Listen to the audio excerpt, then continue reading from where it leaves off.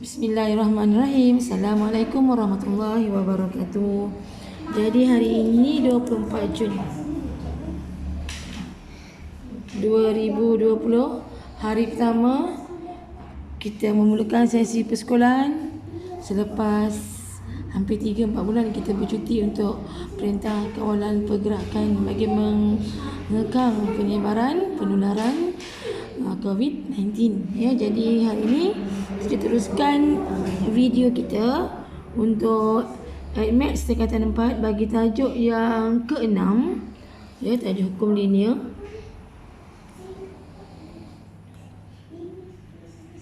Part 2.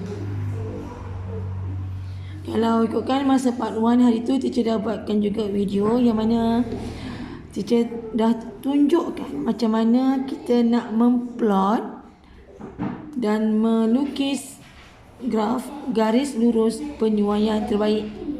Ya. So ada tiga unsur untuk penyuaian terbaik. Teacher dah terangkan hari tu penyuaian terbaik ada tiga aspek. Pertama, seboleh mungkin semua titik kena garis lurus, seboleh mungkin semua titik. Kalaulah kata tak dapat semua kena, paling minimum untuk titik-titik yang kena pada garis lurus adalah 3 titik. Minimum, ya, 3 titik. Dan bagi garis yang tak terkena garis tu, bakinya hendaklah seimbang titik-titiknya. Kan itu teacher dah terangkan dalam part 1 sebelum ni. So hari ni kita sambung, kita nak lihat aplikasi hukum linear kepada hubungan tak linear. Kita tengok aplikasinya. Maksudnya di sini sebenarnya gini pelajar. Sebenarnya ialah kita nak buat macam mana kalau kita diberi satu persamaan tak linear. Okey, kita ulang. Apa maksud persamaan linear? Persamaan yang garis yang kuasa tertingginya 1. Biasa kita buat y sama dengan mx tambah c. Okey. Kalau kita buat y sama dengan mx kuasa 2 tambah c. Ni kuasa 2 ni. Kuasa 2 ni, ini kita namakan sebagai kuadratik. Yang ni kuasa 1. So ini linear. Yang ini bukan linear, ini kuadratik. Atau kalau kita dapat y sama dengan mx kuasa 3 tambah c. So 3 ni kita namakan sebagai kubik. Okey. Pelajar dah belajar, kalaulah persamaan linear, graf ni juga akan lurus. Lurus positif atau lurus negatif, kan? Kalau kuadratik pula sama ada dia mempunyai titik minimum ataupun dia mempunyai titik maksimum. Begitu juga dengan graf kubik. Okey, bentuknya macam tu. Yang keempat, kalau kita ada y sama dengan m over x plus c. Over x ni bermaksud m x kuasa negatif 1 tambah c. Dan negatif 1 ni kita namakan sebagai reciprocal ataupun salingan. Ya, so graf kita nanti letakkan bercantum. Jadi macam tu. Atau begini. Ya. Okey, so sekarang hari ni kita nak tengok macam mana dari persamaan tak linear, daripada persamaan tak linear kita nak tukarkan dia menjadi persamaan linear. Ya, proses penukaran dari persamaan tak linear kepada persamaan linear ni teacher istilahkan sebagai reducing. Okey, pelajar lihat, ya. Diberi y sama dengan ax tambah b over x. Jadi ini adalah persamaan tak linear. So kita nak ubahkan dia kepada persamaan linear. Ada 2 kaedah. Yang pertama, kita bahagikan dengan x. Ataupun yang pertama, kita hapuskan x ni. Cara macam mana kita nak hapuskan x yang bawah ni? So kita buat y tadi ax tambah b per x ni. Sebab kita nak hapuskan x, so kita darab semua sekali dengan x. Dan kita akan dapat xy sama dengan ax kuasa 2 tambah b. So inilah dia persamaan garis lurusnya, yang mana XY ni adalah Y besar kita, A ni kecerunan, Yang ni X besar dan B ni adalah C. Itu kaedah pertama ya. Kaedah pertama dengan menghapuskan X yang bawah ni. Atau kaedah kedua, macam mana? Kaedah kedua, kita tak hapuskan X kat bawah, tapi kita darabkan dengan 1/X. So begini, asalnya Y sama dengan AX tambah B per X, kita darabkan dengan 1/X. Nanti pelajar akan dapat Y over X sama dengan A sahaja tambah B per X kuasa 2. Susun balik, kita dapat Y per X sama dengan B per X kuasa 2 tambah A. Jadi, tengok pelajar, yang ini Y besar, yang besar kita. Kecerunan kita, M kita adalah B. M kita adalah B, tapi X kita ni, X besar kita adalah 1/X kuasa 2. Yang ni C. Okey.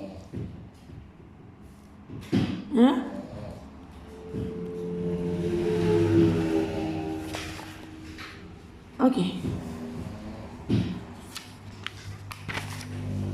Katakan. Okey, dia katakanlah contoh pertama diberi Y sama dengan PQ kuasa 2. Katakan ya. Dia kata P dan Q pemahala.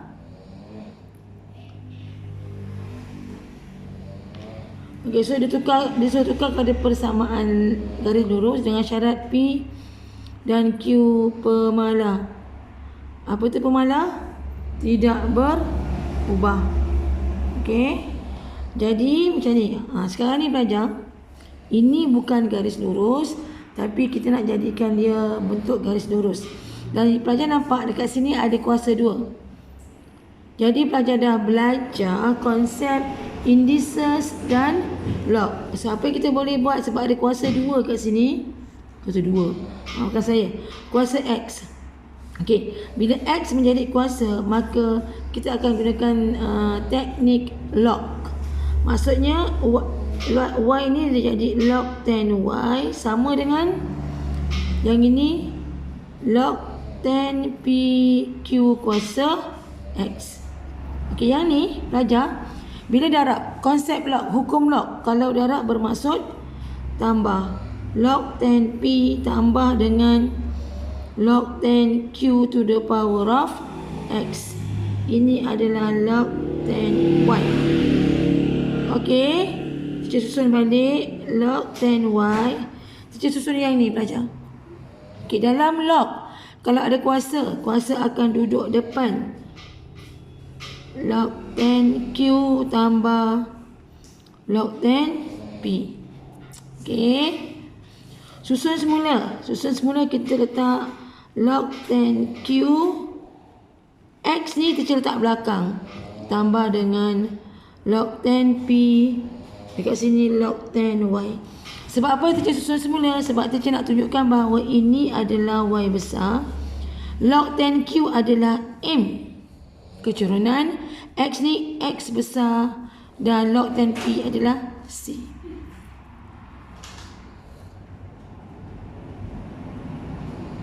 Boleh? Susun semula. Okey. Teacher nak tekankan berdasarkan latihan tadi. Yang ni XY sama dengan AX kuasa 2 tambah B. Yang ni teacher akan cakap dia adalah XY melawan AX kuasa 2. Kalau macam ni, teacher sebut Y over X melawan B per X kuasa 2. Melawan. Jadi untuk kes ni, kita akan kata log 10Y melawan log 10Q. Ya, sebab tu kita dapat gini. Yang bunyinya Okey, boleh ni pelajar?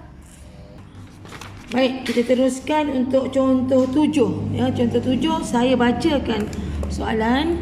Jadual di bawah menunjukkan nilai-nilai X dan Y yang didapati daripada satu uji kaji. Pemboleh ubah X dan Y dihubungkan oleh persamaan ini. Okey. Persamaannya adalah 3Y 3Y tolak P X kuasa 2 sama dengan QX. Okey, ini persamaan asal. Tapi ini jadualnya, nilainya. So, belajar perhatikan soalan A. Tukarkan persamaan 3Y tolak PX² sama dengan QX kepada bentuk linear. Untuk jawab soalan A ni, tukarkan persamaan ini kepada bentuk linear. Inilah yang kita namakan sebagai reducing. Reduce, kita nak tukar dari persamaan bukan linear menjadi persamaan linear. Walau bagaimanapun pelajar, selalunya teacher akan tengok soalan B dulu. Pelajar perhatikan, arahannya ialah plot Y per X melawan X. Plot Y per X melawan X. Jadi apa yang pelajar kena buat? Nak jawab soalan A, nak jawab reduce, tapi kena tengok soalan B. So soalan B dia nak Y per X against X. Y per X melawan X. So tengok ya, ada Y tak kat atas? Kita ada ni yang asal 3Y tolak PX² sama dengan QX. Tapi dia nak Y per X. Dekat sini ada Y, tapi kita ada per X. Jadi apa kita buat? Kita nak hilangkan. Bukan kita nak hilangkan, kita nak daripada 3Y ni dia jadi Y per X. So apa kita buat? Kita darab dengan 3X. Yang ni pun darab dengan 3X. So ini pun 3X. Apa-apa yang berlaku, pelajar, apa-apa yang berubah pada nilai yang pertama ni, semuanya akan berubah. Okey, kenapa kita buat macam ni? Pelajar perhatikan, kita potong 3 tu. So kita dapat Y over X tolak yang ni kita potong, kita dapat P per 3X sama dengan di sini potong juga yang tinggal Q per 3. Okey, dia nak ialah Y over X melawan X. Jadi apa kita buat? Kita tinggalkan Y over X sama dengan P per 3X tambah Q per 3. Inilah dia Y over X melawan X. Berdasarkan soalan, plotkan Y over X melawan X. Okey, so saya ulang, pelajar telah melakukan proses reducing Y over X melawan X. So dah pandai tu, dah pandai reduce. Ya. Lagi apa dia kata seterusnya? Okey. Dia minta kita lukiskan penyuaian terbaik. Okey pelajar, cara nak jawab macam ni. Reduce satu markah. Cara nak jawab soalan B ialah mula-mula awak ada nilai X, nilai Y. X 1, 2, 3 1, 2, 3, 5, 7, 9 1, 2, 3, 5, 7, 9.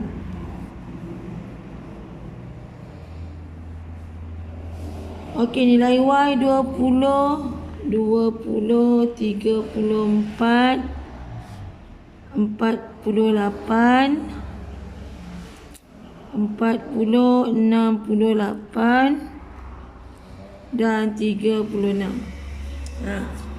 Okey. Ini adalah graf asal ya pelajar. Bila awak nak jawab soalan ni, you all boleh reduce ni dan boleh dapat 1 atau 2 markah. Jadi sekarang ni begini.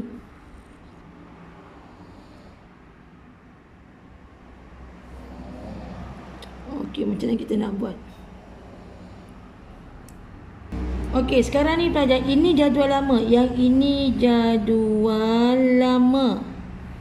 So pelajar kena bina jadual baru. Jadual baru tu dengan nilai yang atas ni. Yang ini Y melawan X. Okey. Y melawan X, maksudnya Y bagi X, 20 bagi 1, 20.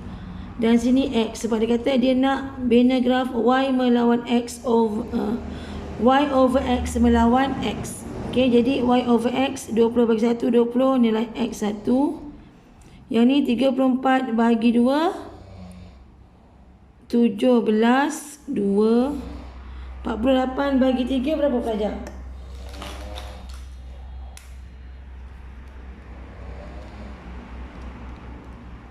16. Y over x ni y 48 bagi 3. So dapat 16, x nya 3. 40 bagi 5 dapat ya betul. 40 bagi 5 dapat 8. So nilai x 5. 68 bagi 7.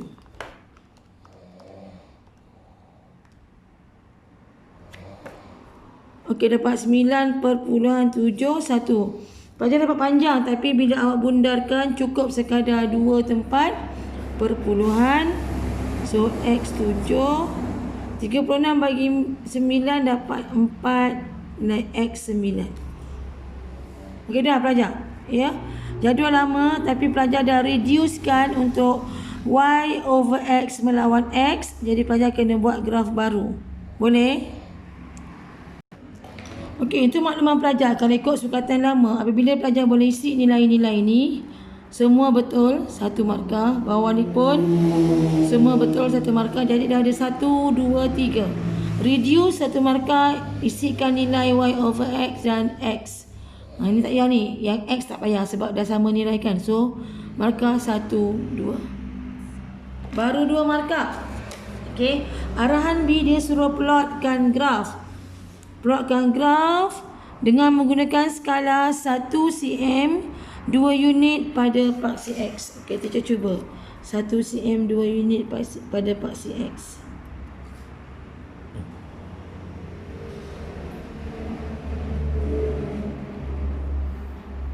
Oh, yang pendek je. 0, 2, 4, 6, 8. Kenapa teacher? 2, 4 dan 8. Okey, teacher lebihkan 10. Okey, sebab dia kata 2 cm. Lama skala. Oh, yang dia suruh 1 cm kepada 2 unit. Teacher buat 2 cm 2 unit. 1 cm 1 unit. Tak apa, abaikan. Okey, kemudian dia kata 1 cm 5 unit pada paksi Y. 1 cm 5 unit. 1 cm 5, 10, 15, 20. Okey, cukup. Okey, pelajar nak buat ni. Gariskan. Allahu Akbar. Okey, gariskan. Allah. Goyang. Okey, jom kita plot. Pelajar, ini adalah ini adalah untuk y over x dan yang sini untuk x. Jadi x1 y over x 20, x1 y over x 20. x2 y x1 y over x 20. Tak nampak lah. Ini salah. x2 17 16 17. X3 16. 4 tak ada, terus 5. X5 8. X5 8. X7 9. Ada tak kira ni?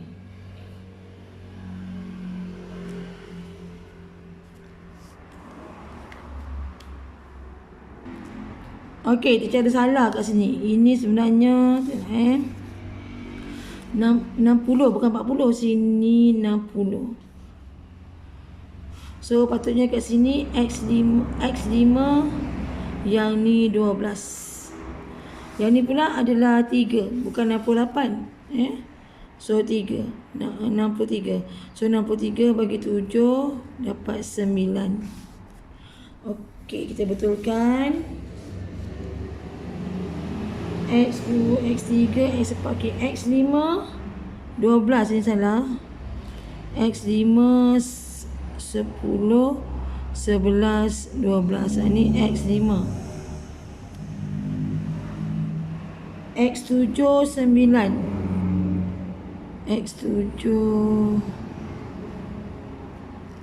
9. X9 3. X9 4. Tak nampak ke saya? Mata teacher pun dah tak berapa terang. X9 adalah 4. Okey. Sekarang kita dah plot bila kita dah plot, kita nak buat best fit.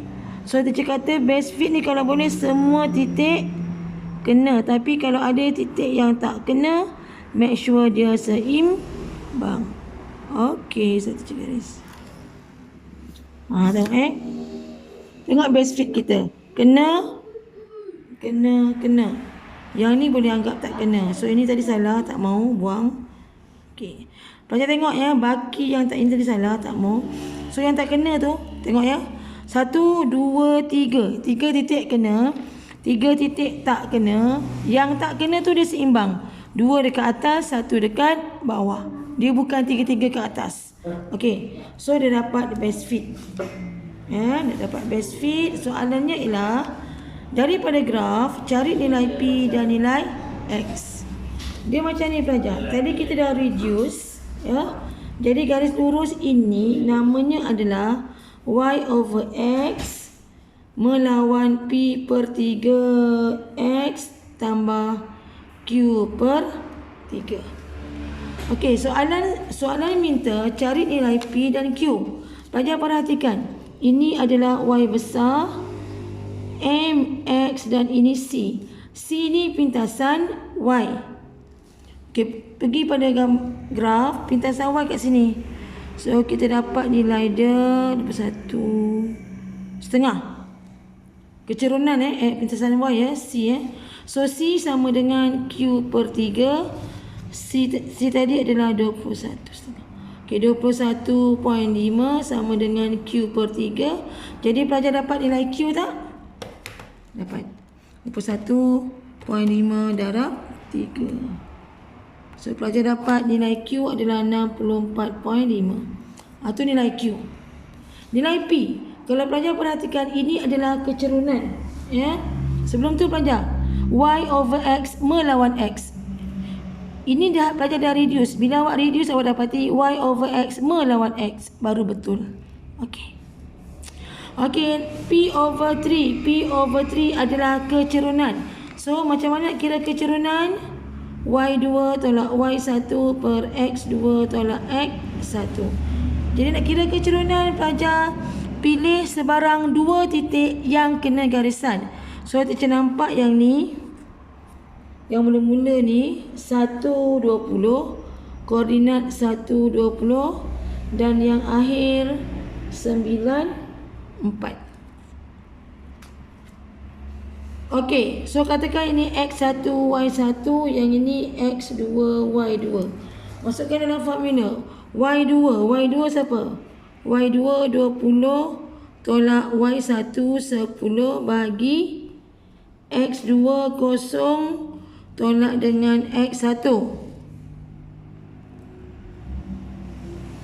Masalah teacher, bukan 10 ni. 20 tolak 4. Sorry 20 tolak 4 bagi dengan 0 tolak 9.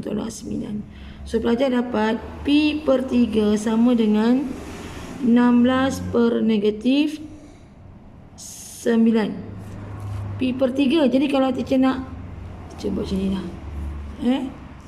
Kalau teacher nak P je, tak nak. P je dapat 16 per negatif Q over Q 64.5.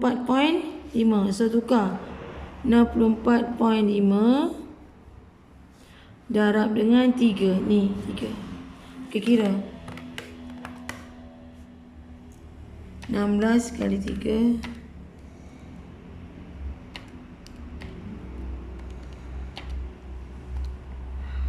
Okey. So dapat nilai P sama dengan 0.7442. Boleh? 7.44 boleh, 7.442 boleh. Okey, pelajar. So inilah dia bahagian reduce daripada tak linear kepada linear, dan macam mana kita nak jawab soalan linear law yang biasanya dalam SPM adalah 10 markah. Okey, lepas ni kita akan cover balik dalam Google Meet kita. Assalamualaikum.